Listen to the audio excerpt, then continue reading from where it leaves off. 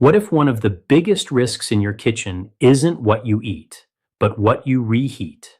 Millions of people reheat leftovers every single day, believing it's a harmless way to save time, reduce waste, and stretch their grocery budget. And in most cases, it is. But certain foods can undergo chemical or physical changes when they're stored or reheated improperly, potentially affecting food safety or nutritional quality. The danger isn't simply the microwave, it's how these foods react under the wrong conditions. What makes this topic even more surprising is that some of the foods on this list are considered some of the healthiest you can eat. They're packed with vitamins, minerals, and powerful plant compounds. Yet if they're handled carelessly after cooking, they may become a source of unnecessary health risks, not because they suddenly cause cancer, but because improper storage and reheating can increase the chance of harmful bacterial growth or alter delicate nutrients. In this video, you'll discover which commonly reheated foods deserve extra caution, what the latest scientific evidence actually says, and which popular myths have been exaggerated online. You'll also learn simple, practical ways to store and reheat these foods safely without giving them up altogether. By the time you reach the end, you may never look at yesterday's leftovers the same way again. The first food on this list is one that almost everyone has sitting in their refrigerator right now. The first food is rice, and it's probably not the one you expected. Most people worry about greasy fast food or processed snacks, but a simple bowl of cooked rice can become a food safety problem if it's handled the wrong way after cooking. Surprisingly, the issue has very little to do with the microwave itself. Imagine this: you cook a large batch of rice for dinner. Everyone eats, and the leftovers stay on the kitchen counter while the family watches a movie. 2 or 3 hours later, someone remembers to put the rice in the refrigerator. The next day, it gets reheated until it's steaming hot, so it seems perfectly safe. But here's what most people don't realize. Uncooked rice can naturally contain spores from a bacterium called Bacillus cereus. These spores are commonly found in soil and can survive the cooking process because they're highly resistant to heat.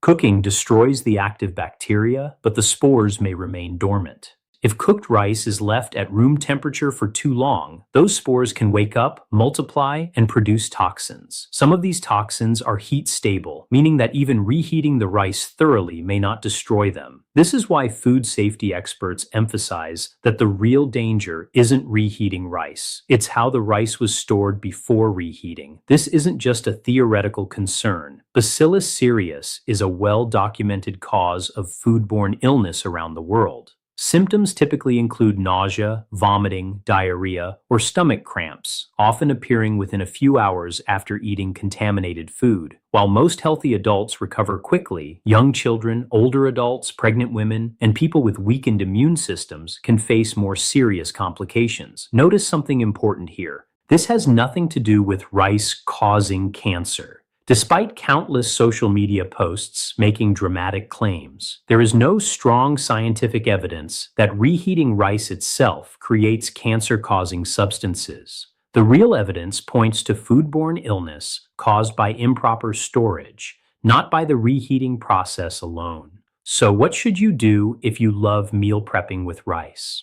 Fortunately, the solution is simple and backed by food safety guidelines. After cooking, try to cool the rice as quickly as possible. Instead of leaving the entire pot on the stove, divide it into shallow containers so the heat escapes faster. Refrigerate it within about 2 hours of cooking, or within 1 hour if the room is especially hot. Keep your refrigerator at or below 40 degrees Fahrenheit, 4 degrees Celsius. When you're ready to eat, reheat only the portion you plan to use. Make sure it's heated until it's piping hot all the way through, and avoid reheating the same batch multiple times. Each cycle of cooling and warming gives bacteria another opportunity to multiply if the food isn't handled correctly. It's a small habit that takes only a few minutes, but can significantly reduce the risk of foodborne illness. And if you think rice is surprising, the next food is even more unexpected. It's often promoted as one of the healthiest vegetables you can eat, yet one common reheating mistake has fueled years of confusion, and the real science tells a very different story.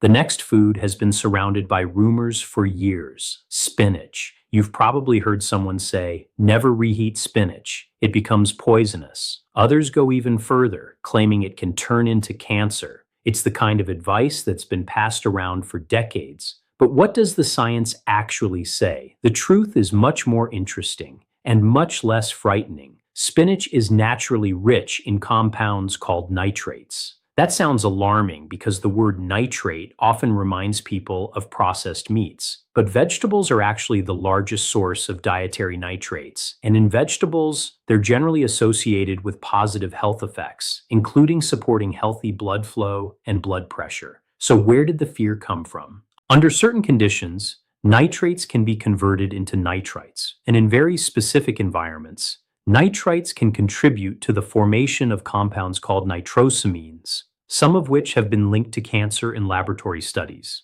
However, this process is far more complex than many internet posts suggest. In reality, simply reheating spinach in your microwave doesn't suddenly create dangerous amounts of cancer-causing chemicals. In fact, vegetables like spinach also contain high levels of vitamin C and natural antioxidants, which help inhibit the formation of harmful nitrosamines. That's one reason nutrition scientists continue to recommend eating leafy greens as part of a healthy diet. So why do experts still recommend being careful? Once again, the answer comes back to food safety. Imagine making a creamy spinach side dish for dinner. After everyone finishes eating, the pan sits on the stove while the kitchen gets cleaned. An hour turns into 3. The spinach is finally refrigerated, then reheated the next evening. The concern isn't the spinach itself. Cooked leafy vegetables, especially when mixed with cream, cheese, or meat, provide moisture and nutrients that bacteria can use if they're left in the danger zone between 40 degrees Fahrenheit and 140 degrees Fahrenheit, 4 degrees Celsius to 60 degrees Celsius, for too long. Like many cooked foods, they're safest when cooled promptly and refrigerated soon after serving. Another factor people rarely consider is quality. Repeated reheating breaks down delicate nutrients like vitamin C and can change the texture, flavor, and color of spinach. It may become watery, dull, and less appealing, not because it's toxic, but because heat gradually damages some of its most valuable nutrients. If you're meal prepping, there's a simple strategy. Cook only the amount you expect to eat, or divide leftovers into individual containers immediately after the meal. Reheat just one serving at a time, instead of warming the entire batch over and over again. That reduces both nutrient loss and the opportunity for bacterial growth. The bigger lesson here is that headlines often confuse chemical possibility with real-world risk. Scientists look at dose, conditions, and overall evidence, not isolated reactions taken out of context. And that's exactly why the next food on this list catches so many people off guard. It's a breakfast favorite found in millions of refrigerators, and unlike spinach, the biggest concern isn't a myth at all. It's a mistake that many families make every single week without realizing it. The third food is eggs, one of the most nutritious foods you can eat, but also one of the easiest to mishandle. Think about a typical weekend morning. You make scrambled eggs, an omelet, or a breakfast casserole.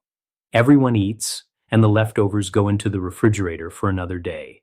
Later, you simply pop them into the microwave, assuming that if they're hot, they're safe. Most of the time, they are, but only if they've been stored correctly. Unlike some of the myths you've probably heard online, there is no reliable scientific evidence that reheating cooked eggs creates cancer-causing substances. The real concern is bacterial contamination before the reheating even begins. Raw eggs can sometimes carry salmonella, a bacterium that causes millions of foodborne illnesses worldwide. Proper cooking destroys salmonella, but once eggs are cooked, they still need to be handled carefully. If cooked eggs are left at room temperature for too long, other bacteria can begin to grow, especially in dishes made with milk, cheese, cream, or meat. Picture someone making a breakfast sandwich before work. Half of it gets wrapped in foil and forgotten in a backpack until lunchtime. Hours later, it's reheated in the office microwave. It smells fine, it tastes fine, but bacteria don't always change the appearance, smell, or flavor of food. That's what makes foodborne illness so deceptive. Health experts recommend refrigerating cooked eggs within 2 hours after cooking, or even sooner if the surrounding temperature is very warm. When reheating, make sure the eggs are heated evenly until they're steaming throughout. Cold spots can allow bacteria to survive if the food wasn't heated sufficiently. There's another reason eggs deserve special attention: protein quality. Eggs are famous for providing complete protein containing all 9 essential amino acids your body needs to repair tissues, build muscle, and support immune function. Fortunately, reheating doesn't suddenly destroy that protein. While repeated heating can slightly affect texture and reduce some heat-sensitive vitamins, the protein itself remains highly nutritious. So, if you've ever worried that reheated eggs become toxic, the evidence simply doesn't support that claim. However, there is one practical mistake many people make. Instead of reheating only what they'll eat, they warm the entire container of leftover eggs, put the unused portion back into the refrigerator, and repeat the process the next day. Every unnecessary cycle of warming and cooling increases opportunities for bacteria to multiply if the food spends too long outside safe temperatures. A better habit is to divide leftovers into smaller portions from the beginning. That way, you only reheat exactly what you need, while the remaining portions stay safely chilled. It's a small adjustment, but it follows the same principle we've seen throughout this video. The biggest risks usually come from time and temperature, not from the act of reheating itself. Now we've covered rice, spinach, and eggs. But the final food may be the most surprising of all, because millions of people believe reheating it is completely harmless. In reality, one simple mistake with this everyday favorite can create risks that have nothing to do with cancer and everything to do with how quickly bacteria can take over. The final food is potatoes, a staple in kitchens around the world and one that often ends up as leftovers. Maybe you've done this yourself. You bake a tray of potatoes for dinner, wrap the extras in foil, and leave them on the counter to cool. The next day, you reheat them in the oven or microwave, assuming they're just as safe as when they were freshly cooked. In many cases, they are, but there's one important detail that often gets overlooked. Potatoes are low in acid and rich in moisture, making them an environment where certain bacteria can grow if they're not stored properly. One bacterium that food safety experts pay particular attention to is Clostridium botulinum. While cases are rare, this bacterium can grow in oxygen-free conditions, such as tightly wrapped foil, if cooked potatoes are left at room temperature for extended periods. Under the right conditions, it can produce botulinum toxin, one of the most potent toxins known. The key phrase here is under the right conditions. Simply reheating a potato does not create this toxin. In fact, the problem begins long before the potato reaches the microwave. It's about improper storage after cooking, especially when baked potatoes remain wrapped in foil and unrefrigerated for several hours. Imagine bringing home baked potatoes from a barbecue. They're still wrapped in aluminum foil, so you leave them on the kitchen counter until bedtime. The next morning, you decide to warm one up for breakfast. It seems harmless, but if harmful bacteria had the opportunity to grow overnight, reheating may not make the food safe again. Some bacterial toxins can survive temperatures that would normally make food hot enough to eat. Fortunately, preventing this risk is incredibly simple. After baked potatoes are cooked, remove the foil if you won't be eating them right away. Allow them to cool briefly, then refrigerate them promptly in a clean container or loosely covered dish. If you're preparing mashed potatoes or roasted potatoes, follow the same principle you've heard throughout this video. Cool them quickly, refrigerate them within about 2 hours, and reheat only the portion you plan to eat. Another practical tip is to pay attention to texture and smell, but don't rely on them completely. Dangerous bacteria don't always produce obvious warning signs. A potato can look perfectly normal while still being unsafe if it has been mishandled. There's another benefit to proper storage that many people don't realize. When cooked potatoes are cooled in the refrigerator, some of their starch changes into what's called resistant starch. This type of starch isn't fully digested in the small intestine and can help support beneficial gut bacteria. Reheating the potatoes afterward preserves much of that resistant starch, meaning safely stored leftovers can still be both nutritious and enjoyable. So the real lesson isn't to fear reheated foods, it's to respect the science of safe food handling. Time, temperature, and storage practices matter far more than dramatic internet headlines. And when you put all four foods together, a clear pattern begins to emerge, one that changes the way you'll think about leftovers every time you open your refrigerator. So, what's the biggest takeaway from everything we've covered? It's not that reheating these foods is automatically dangerous, and it's certainly not that you need to throw away every leftover in your refrigerator. The real lesson is much simpler and much more empowering. Food safety is rarely about fear. It's about understanding how bacteria grow, how proper storage works, and why small habits can make a big difference. Whether it's rice, spinach, eggs, or potatoes, the evidence points to the same conclusion. How you cool, store, and reheat your food matters far more than the reheating itself. Unfortunately, the internet is full of dramatic headlines that take a tiny piece of science and turn it into a frightening myth. But real health decisions should always be based on evidence, not fear. By following simple food safety practices, you can continue enjoying healthy leftovers while protecting yourself and your family.